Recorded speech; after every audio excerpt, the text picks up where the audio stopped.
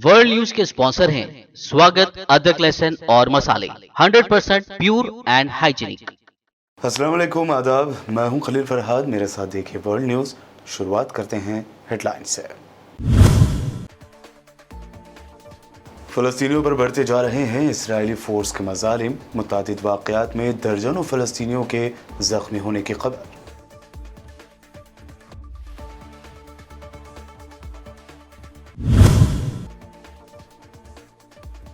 फ़लस्तीनी सदर महमूद अब्बास ने इसराइल के ख़िलाफ़ जंग की इशारतन दी धमकी। कहा, मुसल्लह फ़ौजी मज़ाहमत के ख़िलाफ़, लेकिन कभी भी बदल सकते हैं अपना फ़ैसला।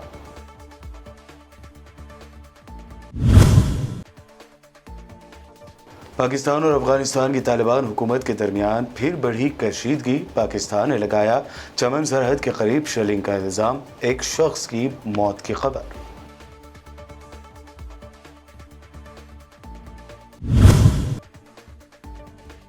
पाकिस्तान की फॉरेन मिनिस्टर बिलावल भुट्टो ने पार की सारी हदें। पीएम मोदी को बताया गुजरात का कसाई। कहा, मोदी भारत के नहीं बल्कि आरएसएस के वजीर आजम हैं।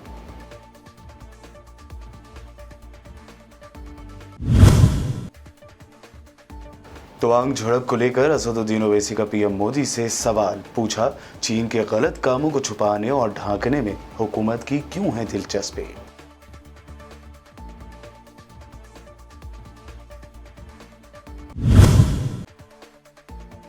और संजय सिंह ने खोली पोल। कहा, गाय मरती है तो किसान रोता है और गिद्ध खुश होता है। इसी तरह जब सैलाब और सूखा आता है तो आम आदमी रोता है, जबकि एक नेता और ओहदेदार खुश होता है। ये हेडलाइंस। बढ़ते हैं खबरों की तफसील की जानिब। फ़लस्तीन में दिन ब दिन इसराइल मुखालिफ एहतजाज और मज़ाहमत बढ़ती जा रही है। ताज़ा रिपोर्ट के मुताबिक इसराइली फ़ौजियों ने अल खलील के शुमाल में अल अरूब कैंप को जारहियत का निशाना बनाया, जहाँ फ़लस्तीनियों से उनकी झड़पें भी हुई हैं। मौसूला रिपोर्ट के मुताबिक सियोनी फ़ौजियों ने फ़लस्तीनियों के रिहायशी मकानात पर हमला किया, सूती धमाके किए और आंसू गैस का इस्तेमाल भी किया, जिसके नतीजे में मुतादिद फ़लस्तीनी ज़ख्मी हो गए। इसराइली फ़ौजियों ने इसी तरह करियात अरबा से एक फ़लस्तीनी को बिला सबब गिरफ्तार कर लिया। काबिज़ इसराइली हुकूमत के फ़ौजियों ने कुलक़ेलिया के शुमाल मशरक़ में वाक़े ज्यूस नामी इलाके पर भी हमला किया और इस इलाके से भी एक फ़लस्तीनी को गिरफ्तार कर लिया।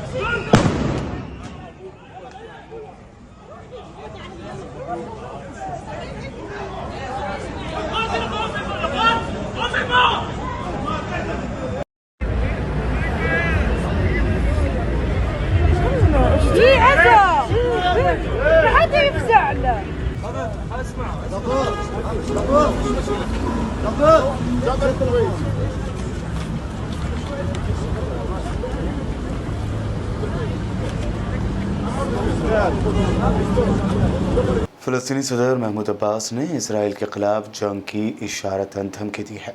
फ़लस्तीनी सदर ने कहा है कि वह इसराइल के साथ मुसल्लह फ़ौजी मज़ाहमत के ख़िलाफ़ हैं, लेकिन वो किसी भी वक्त इस बारे में अपना जहन तब्दील कर सकते हैं। उन्होंने एक इंटरव्यू में कहा कि मैं किसी भी लम्हे अपना जहन तब्दील कर सकता हूँ। यकीनन ऐसा हो सकता है कि कल या परसों या किसी भी वक्त सब कुछ बदल सकता है। उन्होंने कहा कि पूरा मन अवामी मज़ाहमत हकीकी है, लेकिन जब धक्का देने के लिए धक्का आता है तो लोग कुछ भी करेंगे, और मैं फ़लस्तीनी अवाम को इस मरहले तक पहुँचाने और उनके सब्र का पैमाना लबरेज़ होने के ख़िलाफ़ वार्निंग जारी करता रहता हूँ।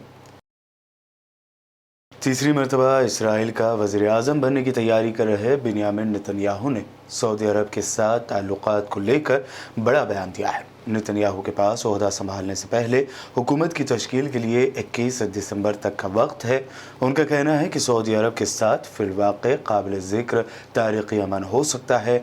एक तफसीली इंटरव्यू में नेतन्याहू ने अरब रियासतों के साथ इसराइल के ताल्लुकात, मिडल ईस्ट में अमरीकी इत्तेहाद के ढांचे, ईरान में बदअमनी, इसराइल की नई सख्त गिर दायबाजों की हुकूमत, लेबनान के साथ अमरीका की सालसी में समंदरी शहरी सरहदी मुआहदे के मुस्तकबिल और रूस यूक्रेन जंग पर तबादला ख्याल किया। नेतन्याहू ने बंद दरवाज़ों के पीछे मुख्तलिफ किस्म के अमन के मौक़े तलाश करने पर आमादगी का इजहार करते हुए कहा कि मैं खुले मुआहदों पर यकीन रखता हूँ, उन तक खुफिया तौर पर पहुँचे या एलानिया पहुँचे। शुमाली कोरिया ने high thrust solid fuel motor का कामयाब तजुर्बा किया है। रूसी खबर रसा इदारे ने कोरियन सेंट्रल न्यूज़ एजेंसी के हवाले से बताया कि शुमाली कोरिया ने जुमेरात को high thrust solid fuel motor test Sohae satellite launching ground में किया, जिसने नए किस्म के स्ट्रैटेजिक हथियारों के सिस्टम की तरक्की की जमानत फराहम की।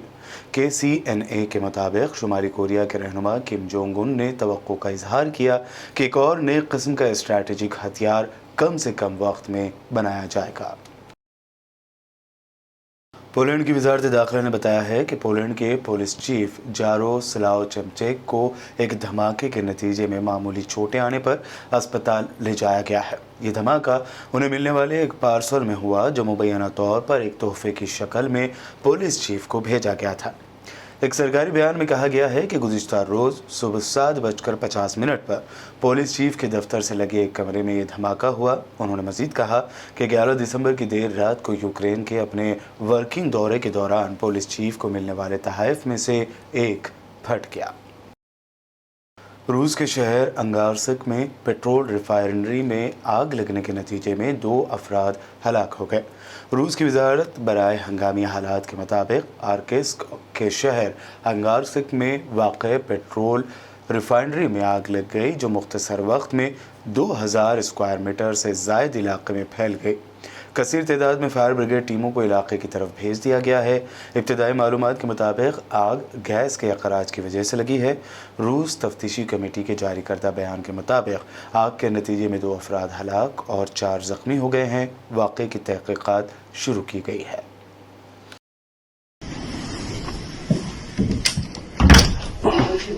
Потолки все отлетали мне. Там говоришь, не пугайтесь, это мангальский что-то взорвалось. Да, пиздец. Да? पाकिस्तान और अफगान तालिबान के दरमियान सरहदी कशीदगी में इजाफा होता जा रहा है। पाकिस्तानी हुकाम के मुताबिक आम शहरियों पर ताज़ा बमबारी के नतीजे में एक शख्स हलाक और 11 ज़ख्मी हो गए। तालिबान फोर्सेस ने एक मरतबा फिर चमन सरहद के करीब चंद इलाकों पर शेलिंग की है। पाकिस्तानी हुकाम के मुताबिक अफगान फोर्सेस की जानिब से मुतअद्दिद मार्टर दागे गए, जिनका हदफ आम शहरी थे। ये बात अहम है कि हालिया कुछ माह के दौरान चमन सरहद के करीब पाकिस्तानियों और तालिबान फोर्सेस के दरमियान झड़पों के मुतअद्दिद वाक़यात पेश आ चुके हैं। फ़िलहाल इस वाक़े की वजूहात सामने नहीं आए हैं। बता दें कि चमन बॉर्डर पाकिस्तान और अफ़गानिस्तान के दरमियान एक अहम तिजारती रास्ता है। बुलेटिन में वक्त हुआ है एक शॉर्ट ब्रेक का। जल्द लौटेंगे और देखेंगे मज़ीद अहम खबरें।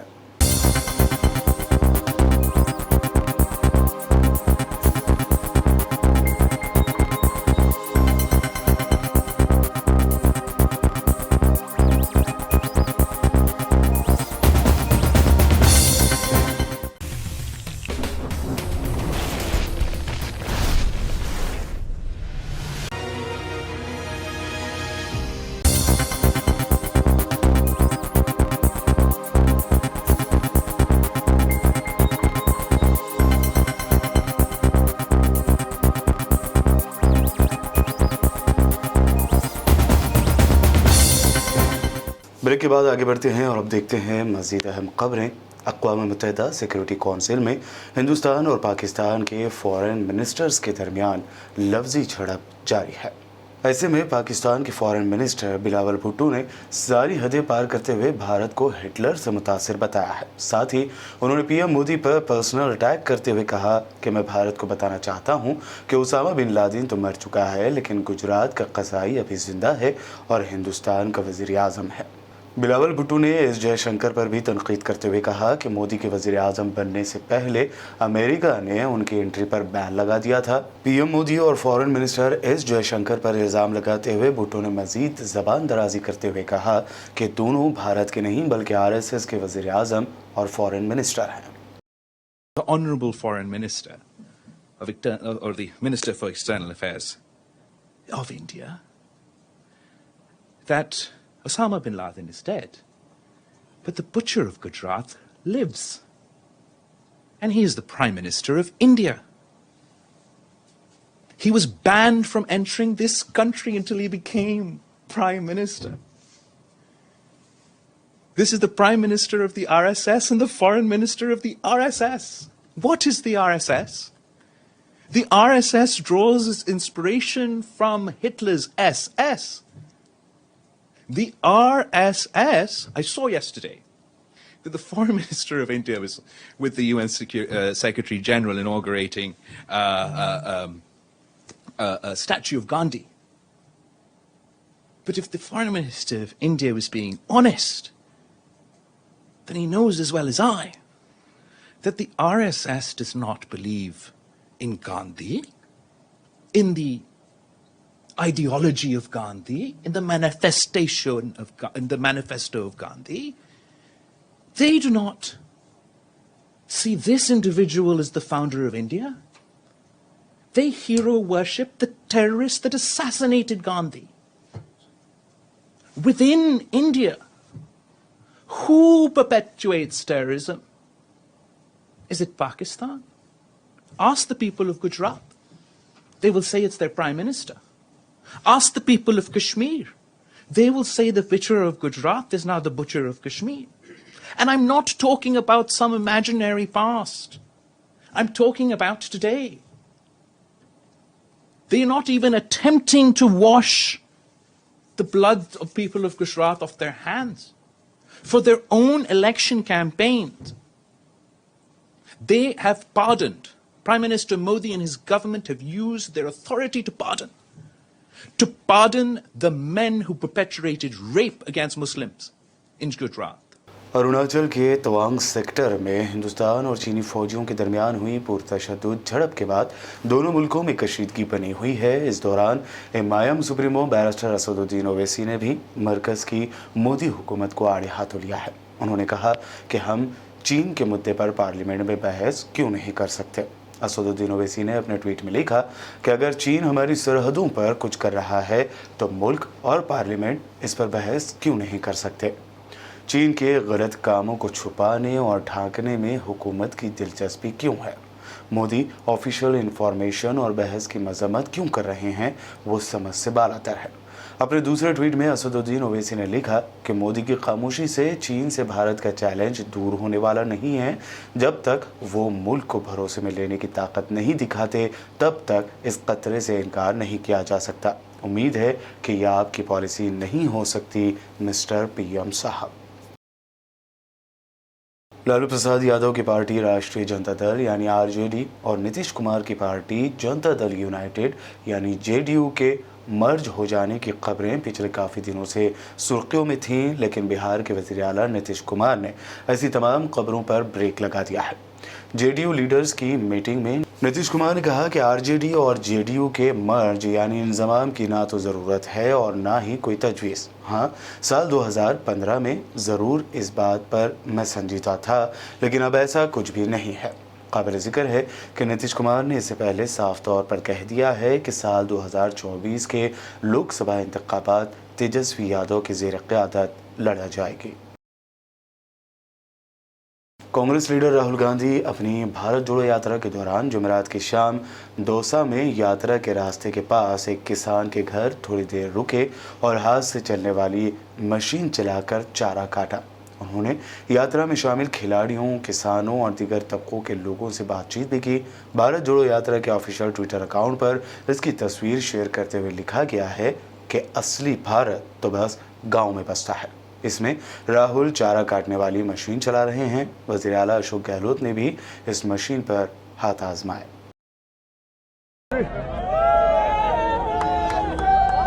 आ जाओ, आ जाओ, नमस्ते करने आ जाओ।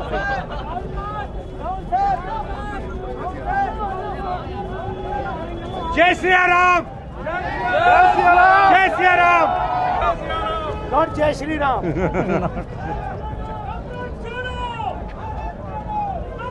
आम आदमी पार्टी लीडर संजय सिंह ने पार्लियामेंट में दिए अपने बयान में कहा कि जैसे गाय मरती है तो किसान रोता है और गिद्ध खुश होता है, उसी तरह सैलाब और सूखा आने पर आम आदमी रोता है और एक नेता और ओहदेदार खुश होता है। समय समय पे हमारे नेताओं ने दिया मान्यवर। मुझे याद है, मैं अपने नेता आदरणीय रघु ठाकुर जी के साथ एक मुहिम उस समय देश के अंदर चली थी, जिसका हिस्सा बना था जब स्वर्गीय डॉक्टर राम मनोहर लोहिया के विचारों को लेकर अटल जी ने एक पहल की थी, नदी जोड़ो योजना की पहल मान्यवर। अरे बहुत ही सार्थक पहल थी, बहुत ही अच्छी पहल थी।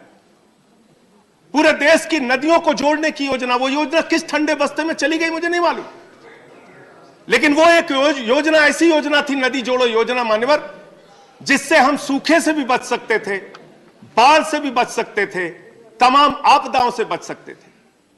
आज सूखा और बाढ़ उसी प्रकार से हम लोगों के लिए हो गया है मान्यवर, जैसे गांव में किसी की गाय मरती है तो किसान दुखी होता है, रोता है, लेकिन गिद्ध खुश होता है, गिद्ध खुश होता है। इसी प्रकार से बाढ़ और आपदाएं, बाढ़ और सूखा हो गई इस देश के अंदर। सत्ता के लोग, चंद अधिकारी, बाढ़ के नाम पर उनका उद्योग चल रहा है, सूखा के नाम पर उनका उद्योग चल रहा है। इन समस्याओं के अस्थायी समाधान के लिए कोई पहल नहीं की जाती। और कुछ आंकड़े हैं जो आपके सामने जरूर रख। आखिर में हेडलाइंस पर एक और नजर। फलस्तीनियों पर बढ़ते जा रहे हैं इस्राएली फोर्स के मजालिम, मुतादिद वाकयात में दर्जनों फलस्तीनियों के जख्मी होने की खबर।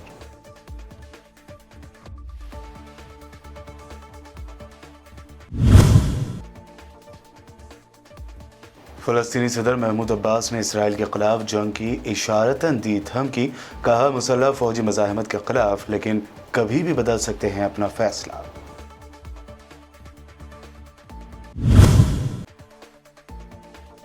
पाकिस्तान और अफगानिस्तान की तालिबान हुकूमत के दरमियान फिर बढ़ी कशीदगी, पाकिस्तान ने लगाया चमन सरहद के करीब शेलिंग का इल्जाम, एक शख्स की मौत की खबर।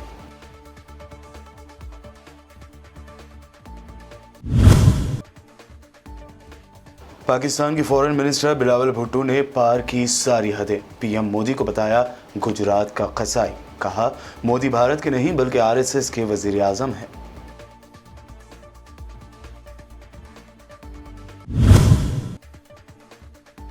तवांग झड़प को लेकर असदुद्दीन ओवैसी का पीएम मोदी से सवाल, पूछा चीन के गलत कामों को छुपाने और ढांकने में हुकूमत की क्यों है दिलचस्पी।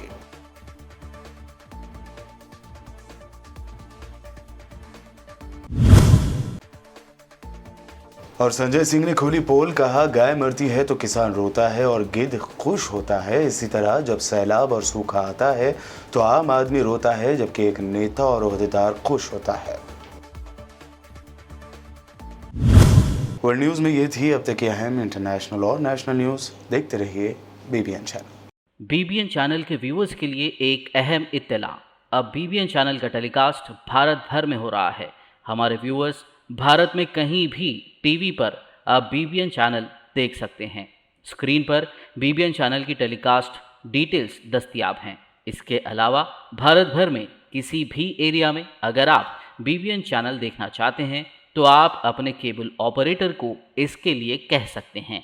आपकी डिमांड पर वो ज़रूर बीबीएन चैनल टेलीकास्ट करेंगे, क्योंकि बीबीएन एक फ्री टू एयर चैनल है। इसके लिए आपको सिर्फ हमारे दिए गए नंबर पर केबल ऑपरेटर से कॉल या व्हाट्सएप पर मैसेज करवाना है।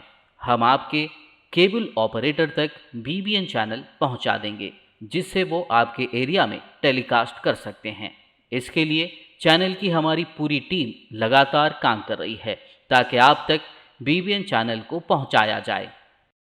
इसके अलावा बीबीएन चैनल को भारत भर में रिपोर्टर्स की ज़रूरत है। अगर आप सहाफ़ी हैं और बीबीएन चैनल से जुड़ना चाहते हैं तो आप भी दिए गए नंबर पर रब्त कर सकते हैं।